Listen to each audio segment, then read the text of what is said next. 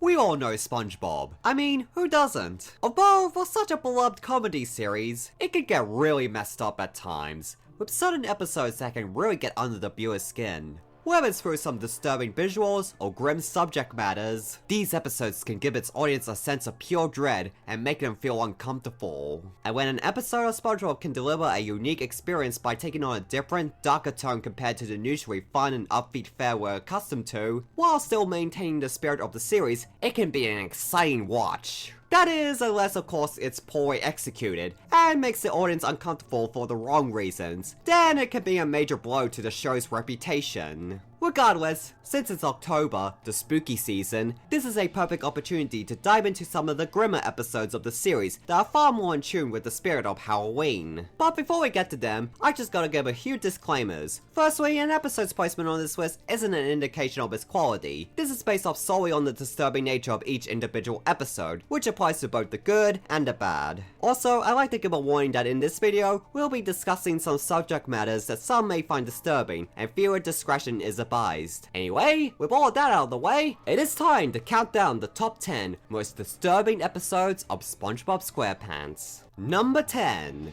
Fungus Among Us. Well, here's an episode that's gotten more relevant in recent years, and that's because Among Us is in the title. Oh, and it involves the subject of quarantine. Anyway, in this episode, SpongeBob comes across some sort of icky green substance in his house, and any attempts to wipe it clean fails. The situation quickly goes from bad to worse when the stuff gets attached to him and starts to grow bigger and bigger while causing unbearable itching. But of course, being the workaholic that he is, SpongeBob dismisses these worrying symptoms as some sort of blemish and heads off to work. Only for Squidward to call disease control on him, because as it turns out, SpongeBob has caught a highly contagious condition known as ick. However, just as SpongeBob is taken away to be put in quarantine, some of the ick falls onto Squidward, infecting him, and soon, he unknowingly spreads the disease to everyone inside the Krusty Krab. This episode goes hard with the gross out visuals, showcasing the ick as a lumpy green substance that can cover someone's entire body, along with oozing pus everywhere, which is bound to make anyone who watches this episode feel nauseous. Also, due to a certain pandemic that has plagued the world in the past couple of years, this episode has become more frightening, as it perfectly demonstrates how quickly diseases can be spread, with many people getting affected in a short amount of time. It also demonstrates how quickly a situation like this can escalate due to carelessness, with SpongeBob coming into work as usual, despite the fact that something is clearly wrong with him, and even breaks quarantine against the instructions of experts, ignorantly believing that it's okay to work as long as he's inside a moving bubble,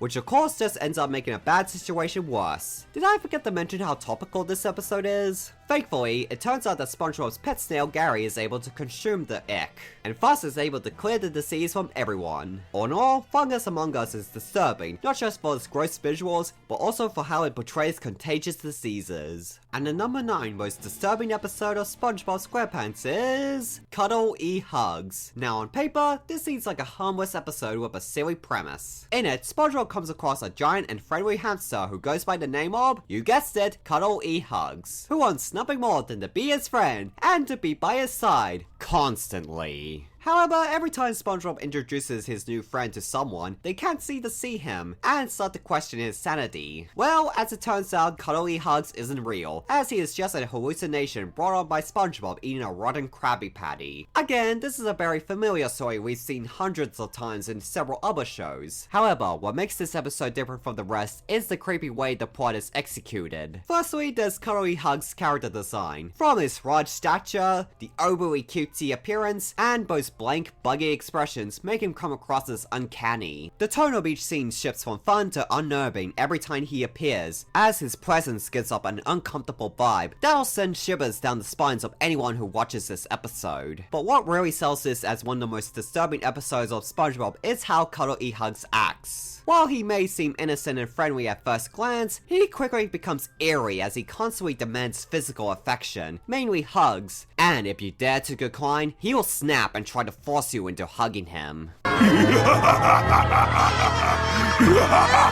And the episode's ending is where everything goes from creepy to outright weird, as everyone in the Krusty Krab ends up getting a bite out of that rotten Krabby Patty, resulting in everyone seeing Cuddle E Hugs, and they all hug him in a way that makes me feel as though I'm watching an orgy go on. All in all, Cuddle E Hugs is the spawn of the uncanny valley that cements this episode as one of the most disturbing ones that the show has ever had. And the 8th most disturbing episode of SpongeBob is Squid Baby. Once again, we have an episode with a premise that has been done many times before, but it's executed in the strangest way imaginable. So in this episode, Squidward gets his head hit in an accident, which results in memory loss that causes him to think that he's a baby. Again, this plot setup has been used in other shows before, such as Rugrats, and it usually just ends up being silly and innocent. Although, while this was probably intended to be comedic, at least I hope so, it just ends up being gross and disturbing instead. Firstly, the accident results in Squidward getting an enlarged head due to swelling, which looks extremely uncanny. And there's also the fact that throughout the episode, we're witnessing a grown man do all the gross things babies do, including, well, let's just say, making boom boom. Oh, my Neptune! Once again, I imagine that the intention was for the situation to be comedic. However, it wasn't fully thought out properly, coming across as more like some weird fetish in execution, which results in one of the most uncomfortable episodes to sit through in the entire series. There's another episode similar to this one called Goo Goo Gas, where Plankton turns all the characters into babies. This scenario works a little better as the characters have been aged down to actual babies. However, Squid Baby fails miserably because once again, doing these sorts of gross out jokes with a fully grown adult is a horrendous thing to subject the audience to. With a weird plot executed in the worst way possible, Squid Baby is an uncanny nightmare that easily takes the number 8 spot on this list. And the 7th most disturbing episode of SpongeBob is Squids Visit. This is by far one of the most uncomfortable and messed up episodes in the entire series. Over the years, there's been a noticeable change in the dynamic between SpongeBob and Squidward. It started off with an extroverted guy simply being friendly towards his grouchy neighbor, but gradually it turned into borderline obsession.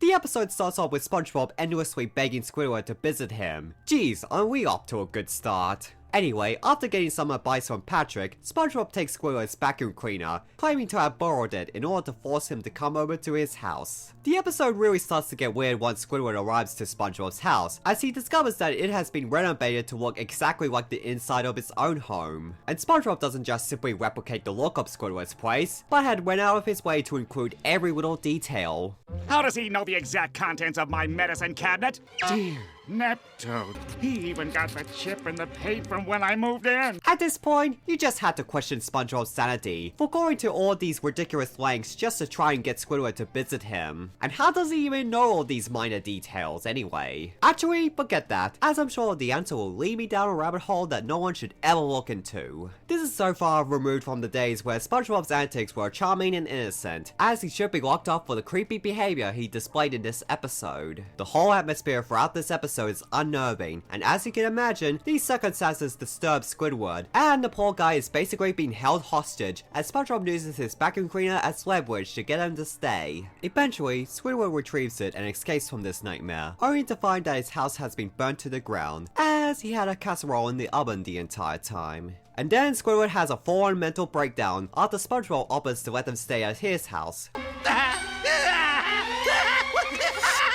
Oh come on, give the poor guy a break already. Yeah, this is just another one of those episodes that goes out of its way to put Squidward through a heap of torment despite doing nothing wrong. All of this and more is why Squids Visit gets the number 7 spot on this list. And the 6th most disturbing episode of SpongeBob is One Course Meal. Oh boy, here we have one of the most infamous episodes of the series, and to be fair, for good reason. So in this episode, Plankton is up to his usual schemes in stealing the Krabby Patty formula. However, he abandons the mission after becoming frightened by Pearl, since whales eat plankton, ignoring the episode The Algae is Always Greener, where he interacted with her without fearing for his life. Anyway, after this incident, Plankton starts having horrifying visions of Pearl coming after him. This goes on for a while, and the constant fear and paranoia results in Plankton living in absolute misery. It even gets to the point where he lays on the road, waiting to be ran over. Although this moment is played up as a joke, it was poorly executed, and of course we all know know the twist where it turns out that Mr. Krabs was the one tormenting Plankton the entire time, and despite how callous he comes across as, the episode still expects you to root for him, because status quo. Yeah, there's really nothing more to add, as these issues with the episode have already been talked about to death. Ultimately, this injustice just serves to make the episode even more depressing. Overall, One Cuss Meal is controversial for the right reasons, and the misuse of serious subject matters and the joyless tone makes this episode a perfect fit for this list. And the fifth most disturbing episode of SpongeBob SquarePants is Plankton Paranoia. This episode starts off with a typical day at the Krusty Krab, except for the fact that Plankton has not made any attempts to steal the Krabby Patty's secret formula, which causes Mr. Krabs to think that he must be up to something big. Over the course of the episode, Mr. Krabs becomes suspicious of everything and everyone, and tries to prevent any possible scheme that Plankton might be carrying out, but every single time it's just a false alarm. However, this just makes Mr. Krabs even more anxious about the seemingly inevitable Plankton attack, and so he takes ridiculous and unnecessary measures to counter it, which just ends up hurting his business. It gets to the point where he bans every single customer, and even his own employees, and then he completely boards up the Krusty Krab. By the episode's climax, Mr. Krabs' extreme paranoia causes him to lose his mind, to the point where he starts having horrific hallucinations of Plankton trying to steal the formula.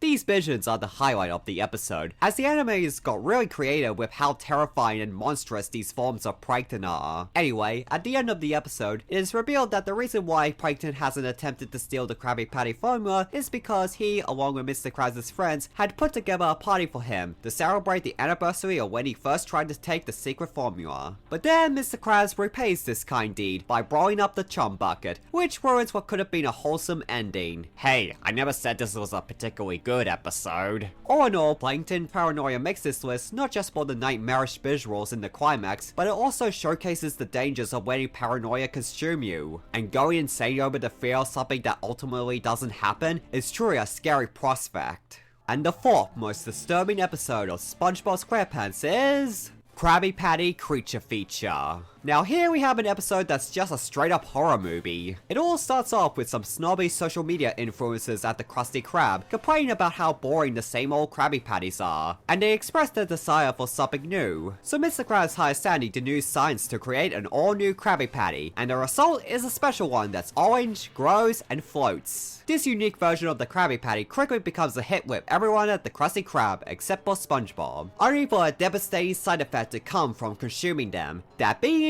turning into grotesque Krabby Patty monsters. From there, the episode becomes a straight up zombie flick, where the Krabby Patty monsters take over all of Bikini Bottom. It also has the adrenaline pumping action and the nail biting suspense you typically experience from these movies. And even if you avoid eating these new patties, these Krabby Patty zombies will bite you, or even grosser, force you to eat parts of them to turn you into one. Ugh. This episode is a pure example of body horror, with each transformation into a patty zombie being visceral and frightening. The designs of these horrific monstrosities are disturbing as they are goopy, and each moment of them attacking innocent people is terrifying, with some dark humor mixed in.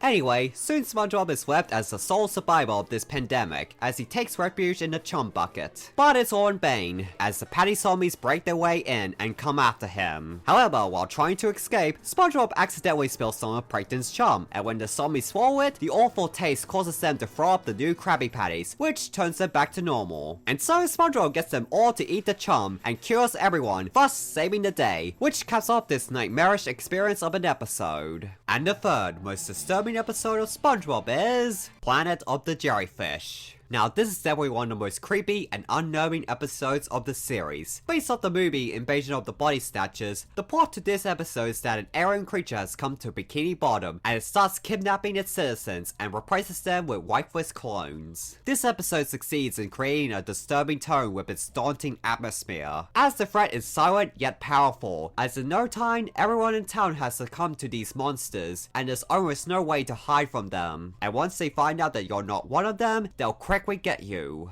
Plus, the designs of these clones are downright horrifying, as they look exactly like the characters we all know, except with these creepy black eyes, which gives them an uncanny feel. Furthermore, they all have monotone voices that's guaranteed to send shivers down your spine. Luckily, SpongeBob and Sandy figure out that their weakness is mayonnaise, as they aren't exactly subtle with their dislike for it. One Krabby Patty, hold the mayonnaise. One Krabby Patty, hold the mayonnaise. And so, SpongeBob is able to defeat the original monster and bring everyone back. Or does he? Hold the mayonnaise.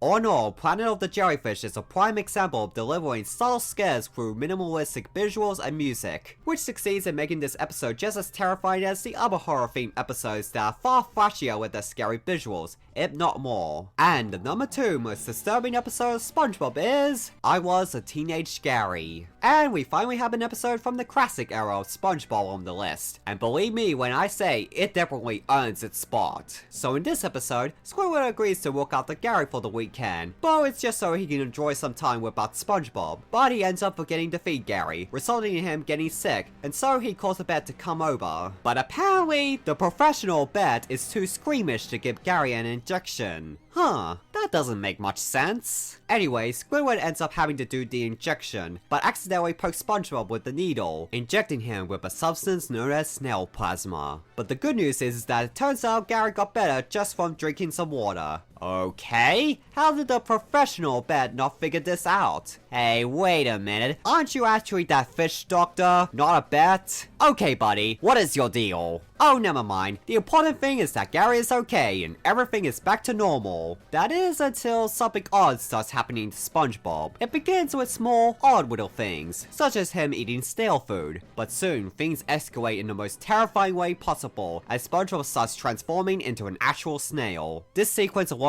lands this episode on the list, as once again we are subjected to some gruesome body horror, and the transformation itself is slow and visceral as SpongeBob's physical form morphs into this grotesque monstrosity. Something is wrong with me!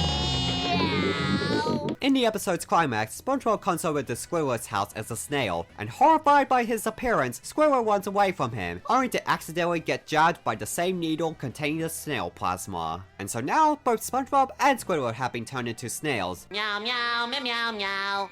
Meow, meow. And the episode just ends there. Okay? What on earth did I just watch? The whole episode was messed up from start to finish. First, we have to witness Gary getting awfully sick, and then the episode throws this massive curveball with these horrendous snail transformations. Hence why it's perfect for the number 2 spot on this list. Now with the number 1 spot on this list upon us, it is time to go over some honorable mentions. Graveyard Shift. While this episode had a spooky premise, it didn't quite get to the point of being disturbing. Whelk Attack. While this episode goes full on horror, it's more terrifying rather than disturbing. Although the scene of SpongeBob and Patrick removing their corneas was needlessly gruesome. Quarantine Crab. This episode became infamous for getting banned due to COVID happening right before it was scheduled to air. Though after seeing it for myself, I found it to be pretty subpar. Besides, Fungus Among Us did a much better job at exploring the topic of quarantine and contagious diseases. Squidward in Coronetland. The trippy and surreal visuals made this episode an interesting watch, but it doesn't get disturbing enough for this list.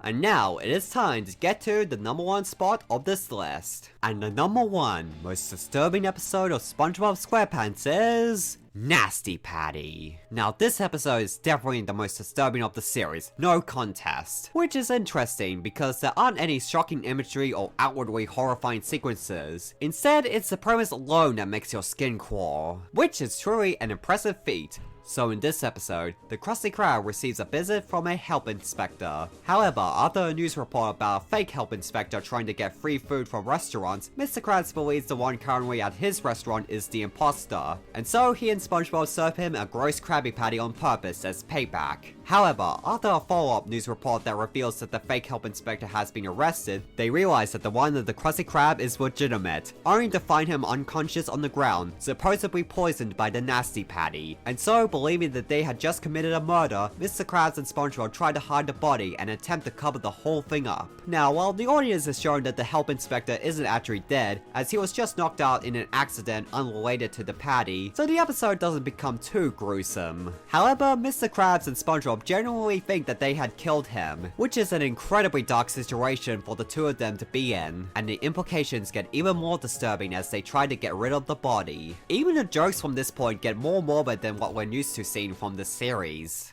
His head's sticking out! Sorry, Mr. Krabs. I thought he might need some air. They don't need air where he's going. The atmosphere in this episode gets increasingly uncomfortable, with dark raining clouds that perfectly fit the mood. And the episode's climax gets really suspenseful when two police officers come to the Krusty Krab, and Mr. Krabs and SpongeBob attempt to hide the body from them. The paranoia and the uncomfortable sensation soon reaches its boiling point as Mr. Krabs tries to throw SpongeBob under the bus as soon as he thinks that the police are catching on. The fact that he would resort to such a thing really brings forth some unfortunate implications. But everything turns out alright in the end when the help inspector regains consciousness, clearing both SpongeBob and Mr. Krabs of foul play, and he even gives the Krusty Krab a pass for his inspection, although it's just because he thinks that this will prevent any more bad things happening to him. And the cops are just satisfied that they can finally get their Krabby Patties. Nasty Patty had the perfect atmosphere and tone for a creepy episode, and it also has the right amount of suspense to make the plot gripping. But most of all, it had a truly messed up situation that can shock and disturb anyone who watches this episode. And that is why Nasty Patty is the #1 most disturbing episode of SpongeBob SquarePants. And that was my list of the top 10 most disturbing episodes of SpongeBob. If you enjoyed this video, then be sure to give it a like, share, and comment.